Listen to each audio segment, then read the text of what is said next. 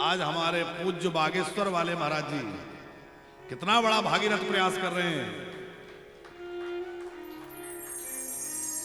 आज हम सबको उनके साथ खड़े होना चाहिए, सबको उनकी मांग में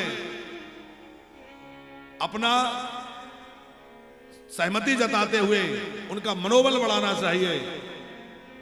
क्यों? क्योंकि हिंदू राष्ट्र की मांग अकेले धीरेन्द्र कृष्ण शास्त्री जी की नहीं है, ये हर हिंदू की मांग होना चाहिए कि भारत हिंदू राष्ट्र घोषित हो। अरे भाई हमारा है, इसमें हर्ज क्या है? और भारत हिंदू राष्ट्र था, हिंदू राष्ट्र है, हिंदू राष्ट्र रहेगा, लेकिन आधिकारिक तौर पर इसकी घोषणा होना आवश्यक है। संवैधानिक तौर पर इसकी घोषणा होना चाहिए। हिंदू राष्ट्र तो है ही, और इस समय सरकारें भी अनुकूल हैं। पूज्य धीरेन्द्र कृष्ण शास्त्री जी जैसे महाराज, महापुरुष, संत और हमारे भारतवर्ष की अनेक महापुरुष जो है इस प्रयास में खूब पुरजोर लगे हुए हैं। हम सबको भी तन मन धन से उनके साथ जुट जाना चाहिए और वो माता जो है राष्ट्र माता घोषित हो और भारत हिंदू राष्ट्र घोषित हो। इसके लिए सबको एकजुट हो जाना चाहिए।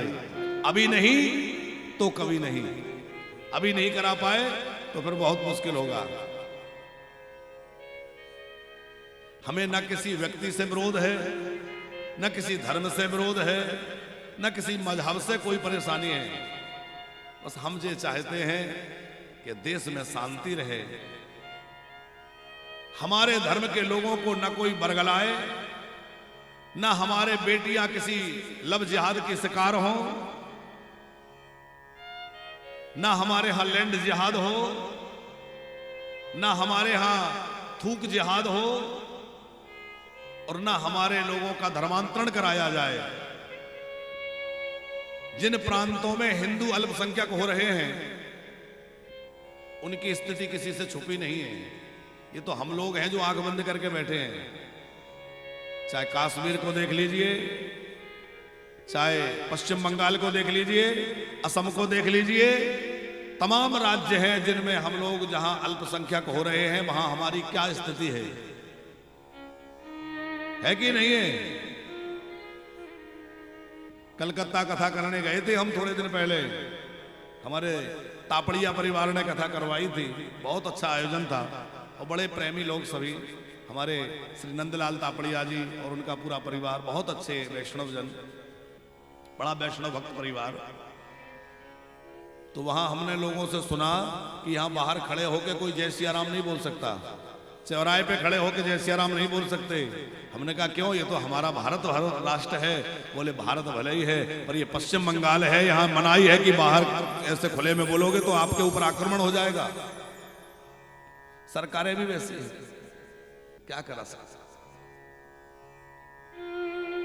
आप लोग कहेंगे व्यासपीठ का काम तो कथा सुनाना है, ये सब बातों का नहीं है, लेकिन हम आपसे निवेदन करें कि व्यासपीठ कथा भी तभी सुना पाएगी जब हमारा धर्म सुरक्षित रहेगा, और जब धर्म ही सुरक्षित नहीं रहेगा तो किसको कथा सुनाएंगे और कौन सुनाएगा और कौन सुनेगा? जहां हम लोग अल्पसंख्यक हो गए, क्या वहां इस तरह से खुले में कथा हो पा रही है? हमारे कितने मंदिरों को तोड़ा गया, भगवान के विग्रहों को तोड़ा गया, मंदिरों को नष्ट किया गया। आज भी हमारे भारतवर्ष के अत्यंत प्राचीन मंदिर जो टूटे हुए हैं, वो टूटे हुए मंदिर चीख चीख कर कहते हैं कि देखो, जब आताताई आक्रांता आए थे तो उन्होंने क्या बर्बरता की, और वह मंदिर साक्षी है कि हमारे हिंदुओं पर क्या बर्बरता हुई होगी। हमारे पूर्वजों ने कितना सहा होगा, लेकिन धन्य है हमारे पूर्वज जिन्होंने अपना धर्मांतरण नहीं किया, जिसका कारण है कि आज हम यहां बैठे हैं, और नहीं तो हम भी आज कहीं बैठ के मस्जिद में बैठ के नमाज पढ़ रहे होते। कथा आस्था चैनल के माध्यम से पूरे देश नहीं बल्कि लगभग 250 देशों में जा रही है। और हम चैनल के माध्यम से ये आवाहन करना चाहते हैं कि भैया इस समय खींचतान का समय नहीं है। ये ना कहा जाए कि सनातन बोर्ड की मांग तो केवल पूज्य देवकी नंदन जी की है। ये ना कहा जाए कि हिंदू राष्ट्र की मांग तो पूज्य धीरेन्द्र कृष्ण जी की है, बल्कि ये माना जाए कि हमारे संतों ने शुरुआत करके बुगल फूंक दिया है। हम सब उनके एक झंडे के नीचे आ जाएं और सब एकजुट होकर के उस मांग में जुट जाएं और हम सब लोग उस कार्य के लिए करने के लिए तत्पर हो जाएं। क्योंकि हमारे साथ जो कुछ हुआ है वो आगे ना हो, बस हमें उसका बदला नहीं लेना है। हमें उससे कोई जो हो गया ठीक है, पर आगे ऐसा कुछ ना हो। हमारे पूर्वज हमारे लिए क्या छोड़ के गए हैं ये उतना महत्वपूर्ण नहीं है जितना महत्वपूर्ण ये है कि हम आने वाले भविष्य के लिए क्या छोड़ के जाएंगे। हम अपने बच्चों के लिए क्या छोड़ के जाएंगे। हम अपने बच्चों के लिए एक ऐसा राष्ट्र देकर जाएं, एक ऐसा परिवेश देकर जाएं जिससे वो खुल करके सांस ले सकें और अपना स्वाभिमान पूर्वक जीवन जी सकें। तो हम लोग सनातनी हैं, इस बात का परिचय हमारे स्वरूप से मिलना चाहिए, शब्दों से नहीं। हमारा वेशभूषा वैसी हो, हम सनातनी दिखे, मस्तक पर तिलक हो, शिखा हो, हमारे वस्त्र वैसे हो,